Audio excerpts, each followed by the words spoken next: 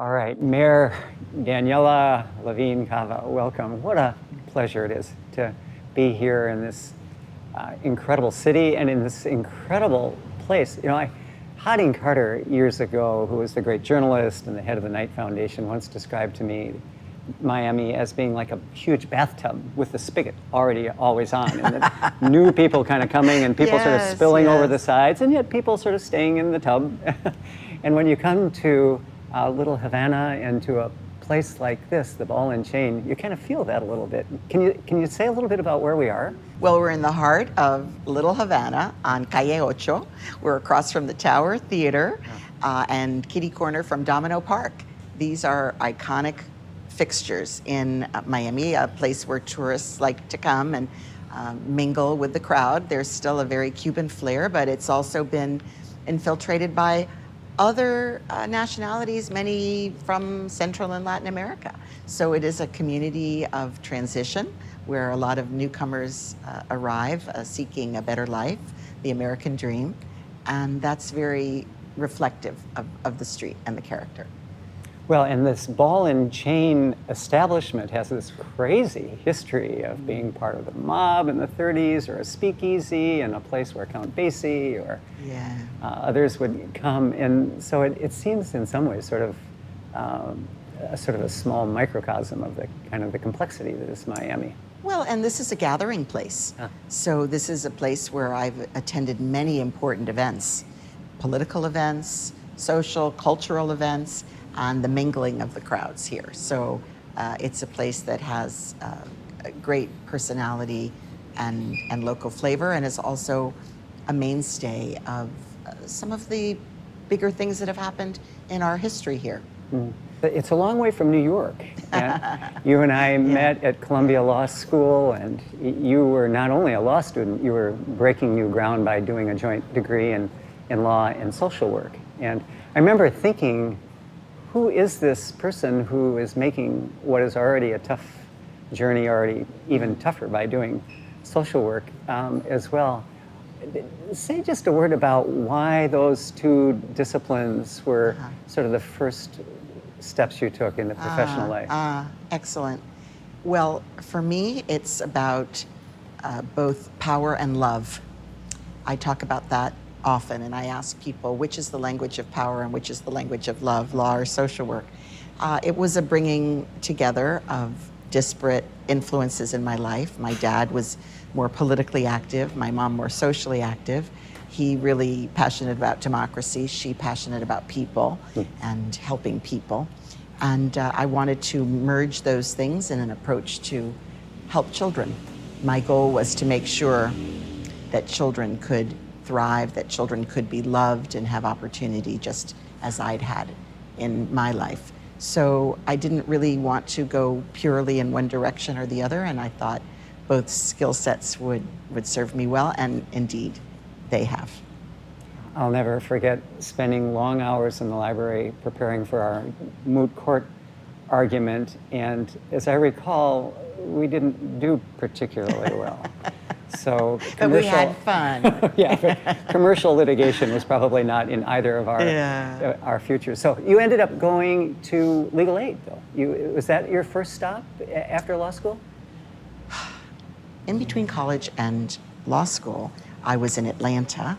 I ran the internship program for the Atlanta Urban Core, and I placed interns in social justice, social change positions all across Atlanta, so I got to know Atlanta. And then came back the following summer to work in one of those placements, which was Georgia Legal Services.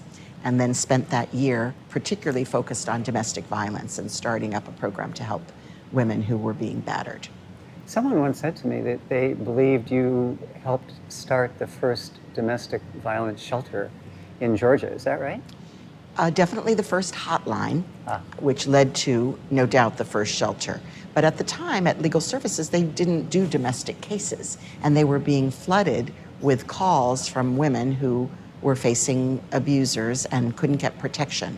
So they asked me to take care of it without having the lawyers to have to handle every case.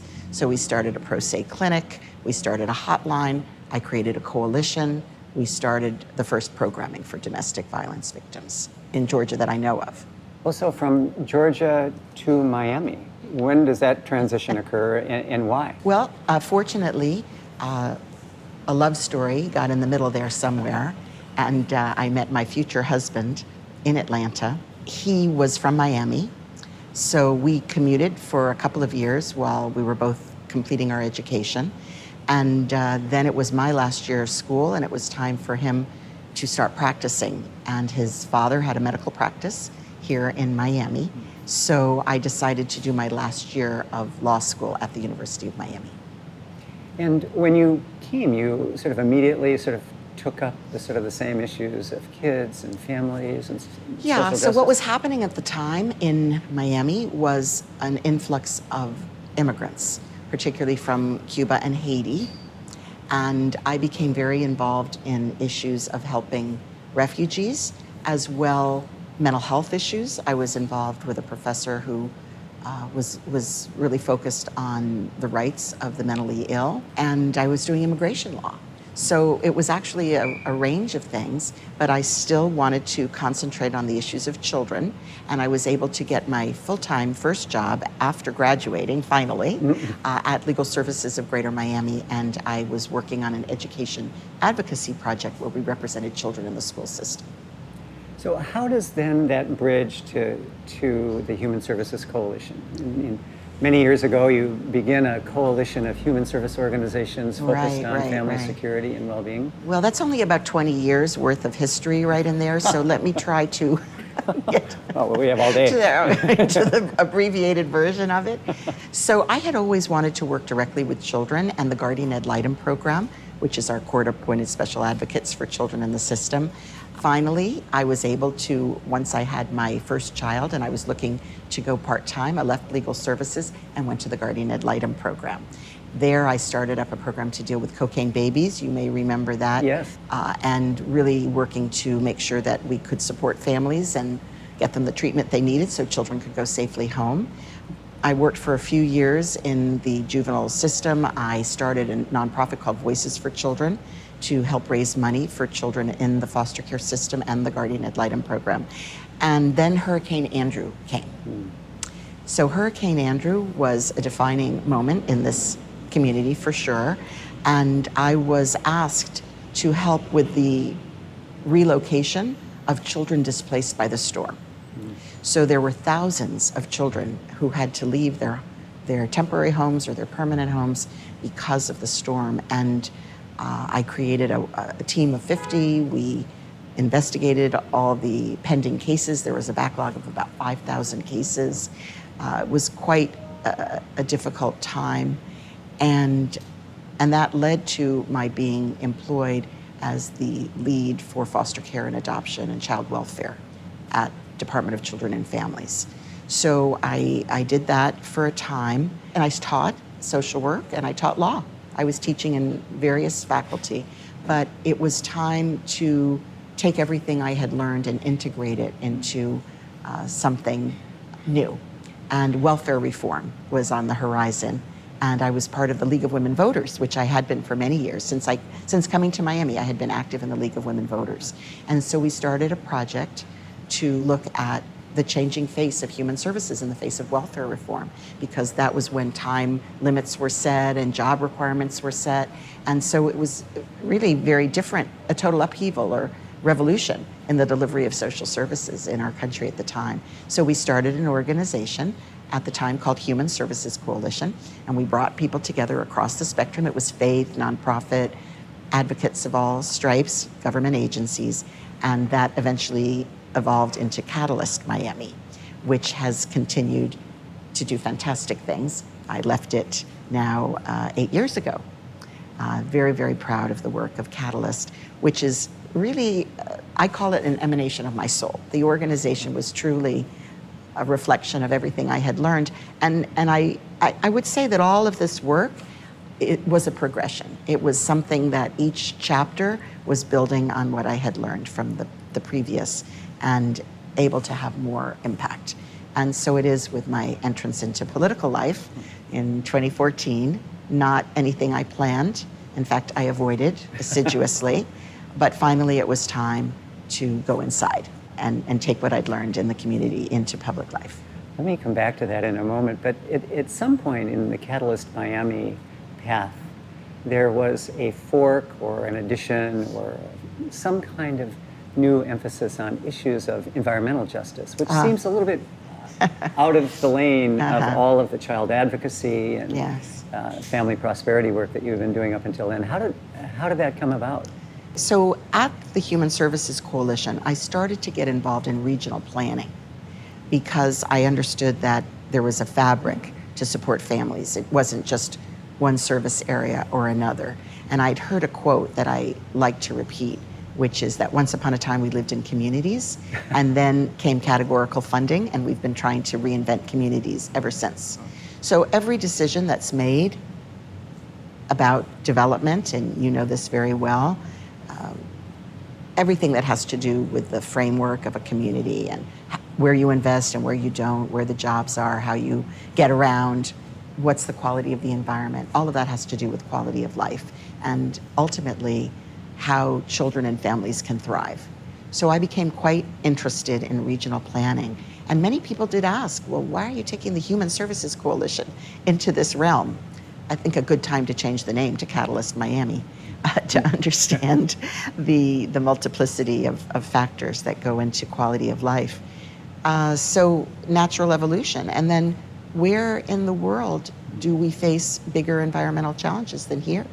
We're ground zero for sea level rise. Obviously, climate change would play a major role. Our water is uniquely related to the rising of the sea and the quality of what we put into our waterways. So I became very, very concerned about that. And truthfully, the environment was the feature that more than anything motivated me to run to be mayor, because I did not see people taking this issue as seriously as it deserved. If I recall correctly, it became a personal passion as well. I remember calling you at one point, and there was a lot of background noise. And I said, "Where are you?" And you said, "Well, Rob and I have just been kayaking in the Everglades." And for the life of me, why someone would kayak where they could be eaten by a python, I have no idea. Oh yeah, but, alligators, pythons, yeah. But somehow this has sort of seeped into all aspects of your life. Well, I grew up with a father who was very passionate about the outdoors and wilderness areas. In fact, he was a member of the Explorers Club, and you might know that to be a member of the Explorers Club, you actually have to explore something new. So he was that, and we spent every weekend hiking, and sometimes it was exploring the water source for the lake where I swam as a child. So each week we'd have a progressive hike. So I hiked from the age of about 4 with my dad throughout my childhood. And I, of course, developed a sense of reverence for the beauty and the tranquility of nature. And my husband, partly, I'm sure, selected because of his similar passion for the outdoors, but he was all about water sports. So he had grown up here in Miami and sailing on Biscayne Bay. And when he was in his internship, internal medicine training in Atlanta, he discovered the rivers of North Georgia and North Carolina. So we explored those together. So that's how it all came to be, that we became so involved in the water adventures. And here we are with the Bay, Biscayne Bay National Park, and Everglades National Park, 2 national parks, the only county in the country with 2 national parks. And that's where we went for our vacations. That's where our children grew up, learning about nature from an early age as well. And so from a personal perspective, yes, I truly understand and feel responsible for the well-being of our environment. And here in Miami-Dade County, the environment is the economy, and really taken for granted. To an outside observer, someone running even in 2014 for public office for the first time, and putting environmental stewardship and sustainability right in the center of your campaign seems like a recipe for going back to social work. I mean, how did you make that stick? Well, first of all, when I ran for the first time in 2014 for County Commission, it was a coalition that had not come together before. So it included the environmental community, labor, women's right, LGBTQ plus, and really a progressive coalition that wanted me in office because maybe the commission was not going in that direction. Maybe the commission was a little bit of a throwback and not looking into the future. Just hypothetically. So I think it was a future-focused coalition that came together and got me elected. During my time as commissioner, I was able to move forward quite a bit of legislation to protect our environment against some pretty daunting odds, protecting the Everglades, pushing solar, pushing energy, carbon reduction, conversion of our fleet, cool roofs, protection of the Everglades and the natural areas, protection of agriculture, because agriculture is actually a buffer here between development and our Everglades. Everglades is not just a wonderful place to explore and learn about nature, it's actually the source of our drinking water.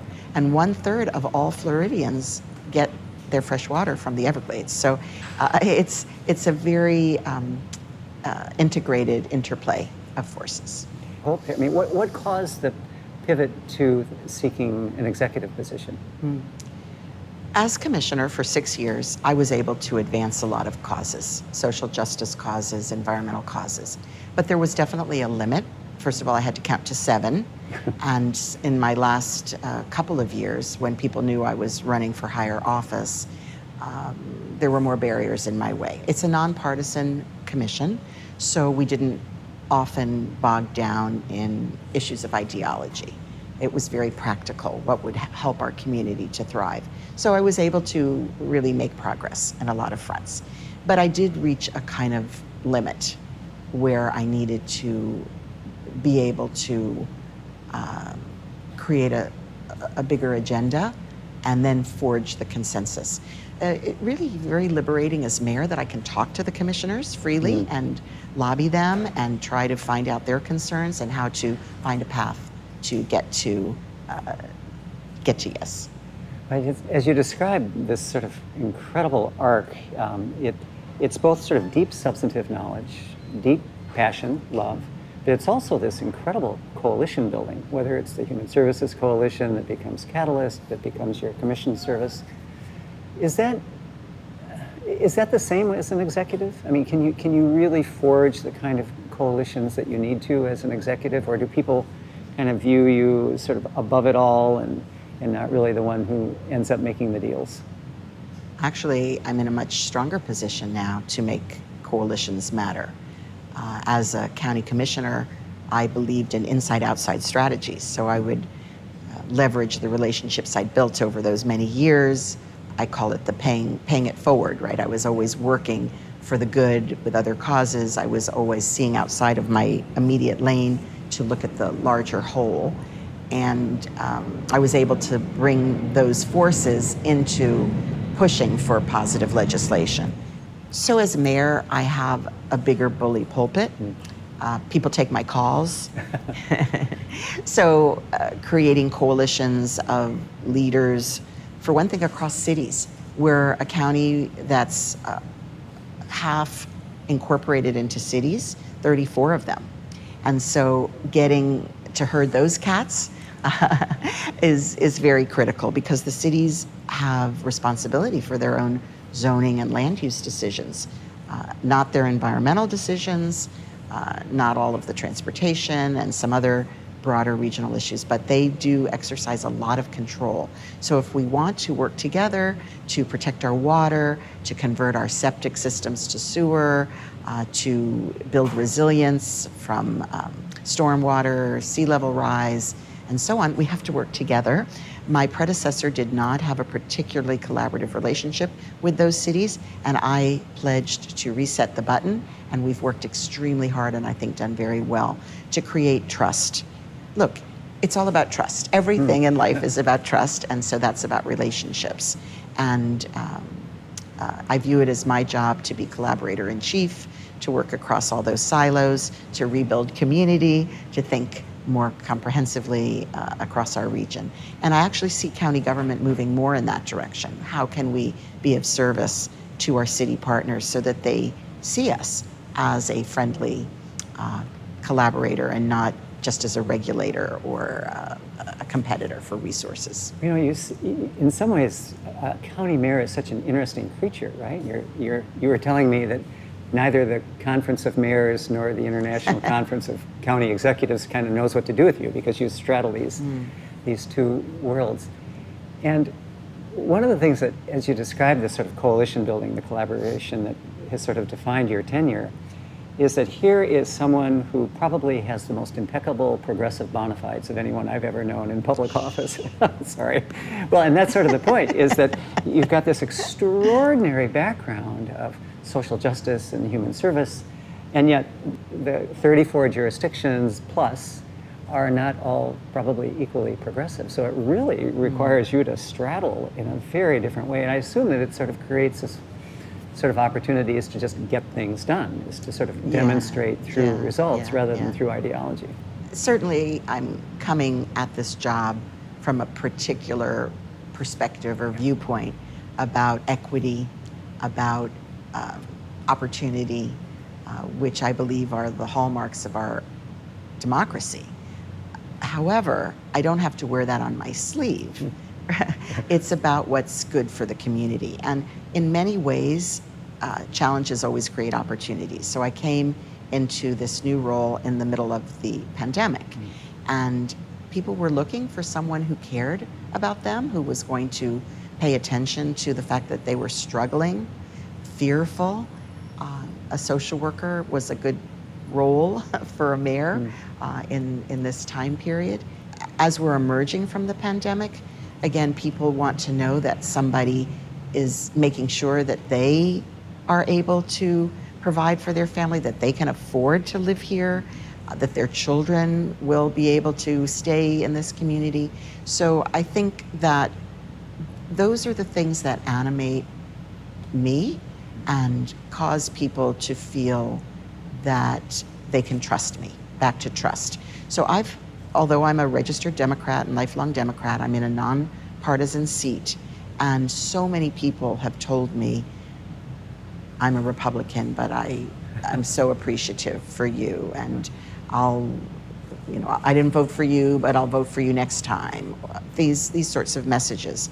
And also, I've been very visible during the pandemic. I've been extremely vociferous about the need to take certain protections, to get vaccinated, to use the masks during that period, and so on. So people saw me a lot out in front of that crisis. And then when the tower fell in Surfside, people saw me as the person who was really dedicated to the families first. And that also amplified the sense that I'm in office to really take care of people and things, very practically, not having anything to do with ideology. And the power of your personality and the power of your agenda suggests a very different role for the county government, it seems to me. And I just have to believe that that's a really complicated proposition to try to tilt the county's infrastructure, political infrastructure, in a slightly different direction. It's not progressive, it's not, but just in a more activist way because of the strategy, all the structures, the organizational culture. And from what I understand, you've sort of taken all of those on. I mean, it's sort of a new strategy for the county. It's sort of a new set of structures and ways of staffing and methodology. And it's a very different sort of organizational culture. Can you say just a word about that? So one of my frustrations as county commissioner was that I really had no say in internal organizational issues in the county. And I am a people person, and I know that people are the assets that move any agenda, and I was very concerned about low morale in county government, and I wanted to change that. So I did very aggressively go about that. It's a work in progress, very hard to move 29,000 people, culture change, but I've tried to be very hands-on. We have regular croquetas with Cava events, to get to know random members of each department. Those moments are the most rewarding. Hearing from county employees that are so dedicated to their work and providing so many essential services. I just love that. And I tell all of my departments, there are 25, that my job is to give them the resources that they need so they can deliver the best service possible, do the best job possible. And we've been very fortunate because despite the pandemic and the recession, we've had federal resources that have bolstered our budget, and now we're the most recovered economy in the country. So we're going to see new revenues from property tax rolls, and which is our main source of revenue. So we do have resources, at least for the time being, to help us to build back. And the social services department, for example, was so diminished, and under previous administrations, I think the goal was to eliminate it. And of course, not on my watch. We've even come up with a strategy I call No Wrong Door. And there's cross-training going on across departments for everybody to know where people get help. So good customer service. Our democracy rises and falls on people's trust in government, and that comes from positive experiences with their government, and for the most part, local government. So by helping to support the workers, help them feel that they're appreciated and valued, so they in turn can turn around and provide positive energy and good customer support, hopefully we're building trust in government. But it seems as if both sort of the hands-on personalized attention helps. It builds the trust you talked about. But it also, in a way, is sort of retooling the shop floor, right? It's creating a different set of expectations, a different set of ways of working that one hopes will endure. That makes me kind of go back to the sort of the four hallmarks of your administration, as I understand it. So economics, environment, equity, and engagement. Economics seem to be firing on all cylinders. The environment is clearly both a passion and a priority. How do you sort of draw community into this conversation? Because that's a complicated piece of business. I'm all about participation, a great expression, nothing about me without me, which comes out of the disability rights movement. And I have been trying to make sure government not only provides good service, but actually listens and learns from the community. We are here to reflect the priorities of the community. They're paying for the services after all. So I was able to launch in my first year the largest ever public engagement effort in the county, Thrive 305, and having the support of enlightened philanthropy to help move the agenda was something I knew I could do as mayor. So this was really my first big effort, hugely successful, a meaningful 1% of the population that participated actively. That's statistically significant, and it helped to shape 14 areas of action plan. So our 14 action plans and these priorities are embedded in our budget document. And this year's budget will show fully the priorities that were expressed by the public. Always looking for ways to continue that active engagement, reporting back to the community, and truly budget participation. Actually, going back to my college days when I was student council president at Yale University, and the rallying cry was student participation in the budget. And Kingman Brewster was the president, and I had him over to dinner to try to warm him up to the idea, and I had a rally with a bullhorn and at Beinecke Plaza, talking about student participation in the budget process. So, right, nothing about me without me. And to this day, we're moving towards more participatory budgeting and also a model of engagement across the county. 25 departments, 29,000 employees, every possible opportunity. Where do we build the road? What transit mode? What amenities in a park? Etc. These are all opportunities for public engagement, for the public to feel included, heard, that they have a stake in finding solutions. And yet you talked earlier about sort of integrative thinking and integrative planning, or integrative implementation. So you have 25 departments, 3 million people in your jurisdiction, and all of that has to come together into something coherent and enduring. And so if you were to think about what people 15, 20 years from now will say about your administration sort of enduring? Sorry, it's the old, what do you want to leave behind thing when you haven't even begun to No, get that's going. good, that's good. But there's so much going on here. I mean, there's environment, there's the economy, there's human rights, there's human dignity, there's organizational redesign. Wow, it's a big set of bites. What do you think will be sort of most lasting and important? Well, I can hope that I put in place the cultural shift that will lead to a different attitude towards county government and the integration with cities. I can hope we could have a more cohesive vision and that we're executing on that vision. So a plan that the public can understand, that they were part of, and that includes stewardship for this environment. We know we're facing existential threats. The sea is rising. We're looking at a foot perhaps by 2040. Certainly our part in reducing carbon emissions, having to create more transit opportunities, making sure that people can afford to live here. Equity is not going in the right direction when it comes to affordability. We are in a true affordability crisis, and I'm working around the clock on that issue. So I hope that in the long term, people will have a different attitude and relationship and trust for county government as a steward for their future, and also that there will be more equity. I just say that